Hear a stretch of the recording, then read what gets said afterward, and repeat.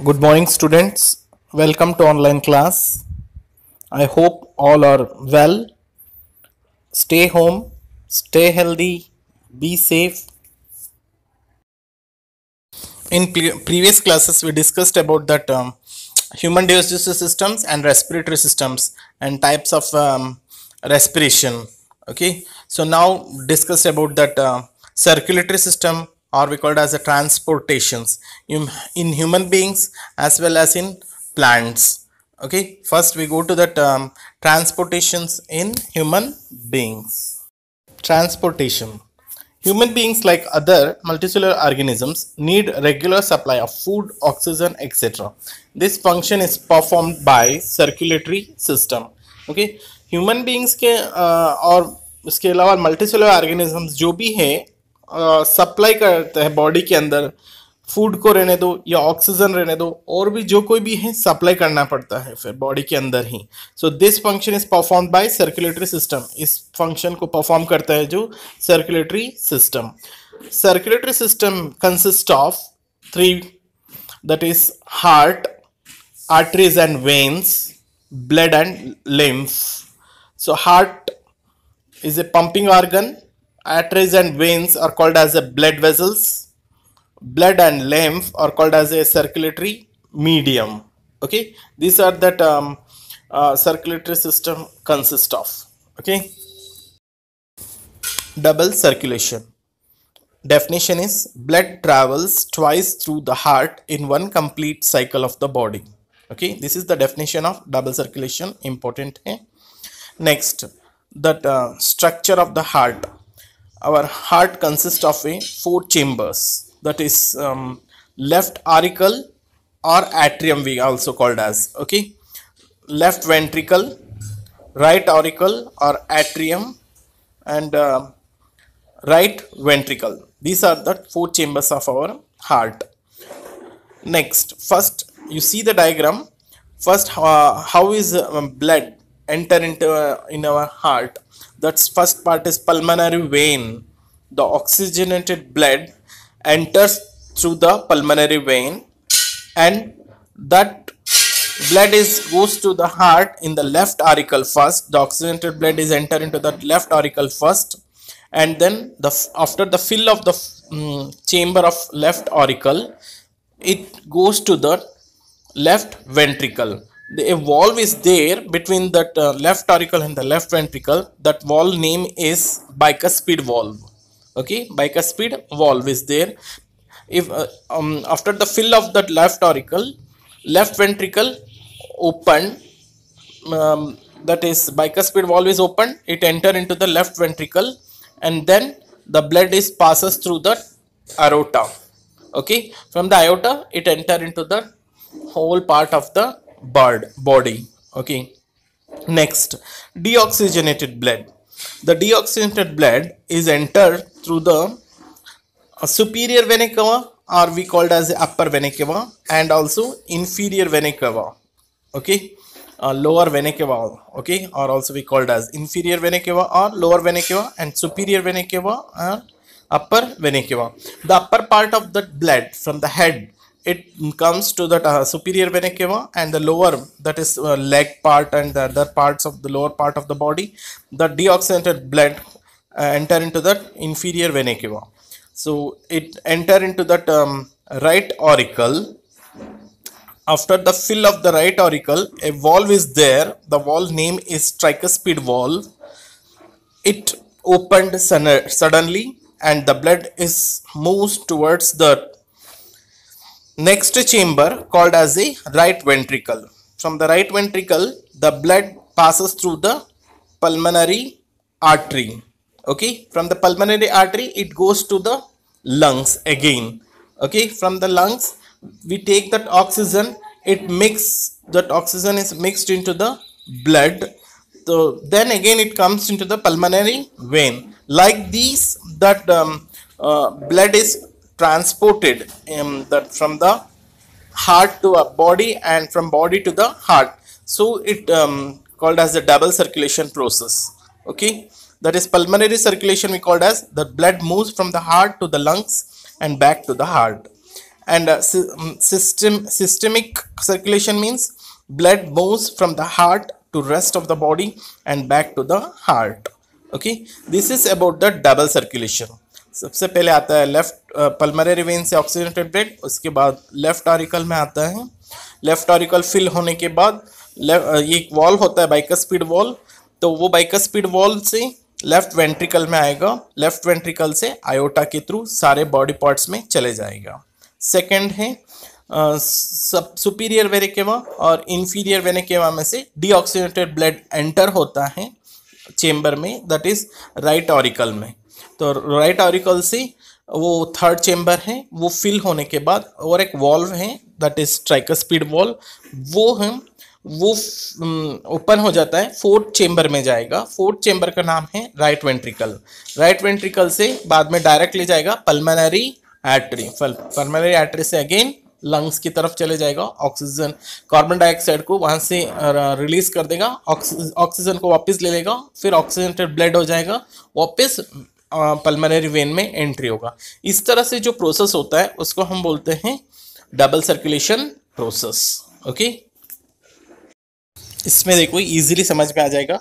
सबसे पहले लंग्स में से जो रेड कलर दिखाई दे रहा है वो ऑक्सीजनेटेड ब्लड है, जो ब्लू कलर दिखाई दे रहा है वो deoxygenated blood. Deoxygenated blood means that consist of mainly carbon dioxide. Okay, so देखो फर्स्ट ऑफ ऑल लंग्स से जो ऑक्सीजनेटेड ब्लड कहाँ एंट्री होता है अभी बताया था मैंने, pulmonary vein. Okay, oxygenated blood entry होता है, फिर उसके बाद लेफ्ट एट्रियम में एंट्री होता है, फिर एक वॉल है V1 लिखा हुआ है, वो कौन सा वॉल्व है, बाइकस्पिड वॉल्व।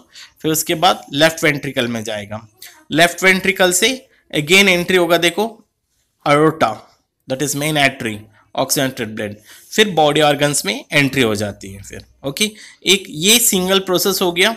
फिर दूसरा प्रोसेस क्या होता रहता है बॉडी में, एट ए टाइम चलता रहता है।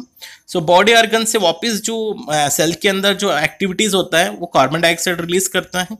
जो कार्बन डाइऑक्साइड ब्लड होता है जो वो बॉडी ऑर्गन्स लेके आता है कहाँ पर, that is deoxygenated blood main vein में लेके आता है, वेन्स के थ्रू।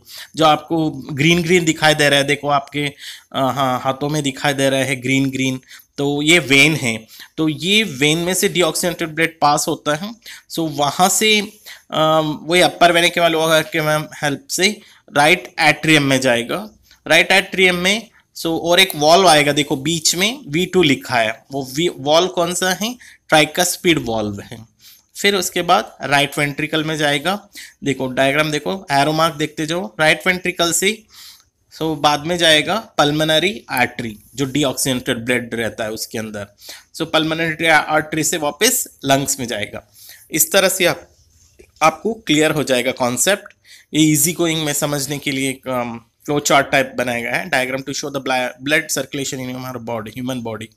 ये भी इजी है, आप इस तरह से भी समझ सकते हो। ओके, आई थिंक आपको समझ में आ गया होगा, फिर it's very easy. Previous class में आप पढ़ चुके थे कि जो एक्वेटिक ऑर्गेनिजम्स में 2 चेम्बर्ड हार्ट होता है, और ये जो एम्फीबियंस में सारे 3 चेम्बर्ड हार्ट होता है, 3 चेम्बर्ड हार्ट होता है एक्सेप्ट क्रोकोडाइल है। तो मैमालिया ग्रुप में सारे 4 चेम्बर्ड हार्ट होता है। Okay, now we go to the blood. आप ब्लड के बारे में भी जान चुके हो पहले से प्रीवियस क्लास में, 9th क्लास में। So blood is a what kind of tissue, that is a fluid connective tissue. Blood is a fluid connective tissue. इसमें ब्लड में 2 कंपोनेंट है, ग्रैनुलर कंपोनेंट और लिक्विड कंपोनेंट।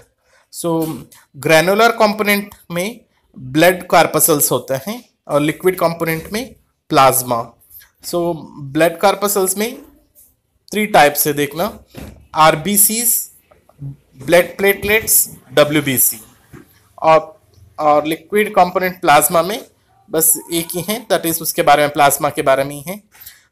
अब देखेंगे एक एक करके RBCs के बारे में। RBCs मतलब red blood corpuscles. Okay, red blood corpuscles ये क्या करता है, it carries gas, that is oxygen को कैरी करता है और या कार्बन डाइऑक्साइड को। ओके, और सेकेंड है इट कंटेन हीमोग्लोबिन, HB का मतलब है haemoglobin. Impart red colour to the blood. हमारा ब्लड कलर कौन सा है, रेड कलर होता है। क्यों होता है, क्योंकि हीमोग्लोबिन के कारण। ओके, हीमोग्लोबिन में एक एलिमेंट प्रेजेंट है, that is iron. Okay, this is about that RBCs. Okay, RBCs generally oxygen को कैरी करता है। ओके, नेक्स्ट है ब्लड प्लेटलेट्स। ब्लड प्लेटलेट्स क्या हेल्प करता है?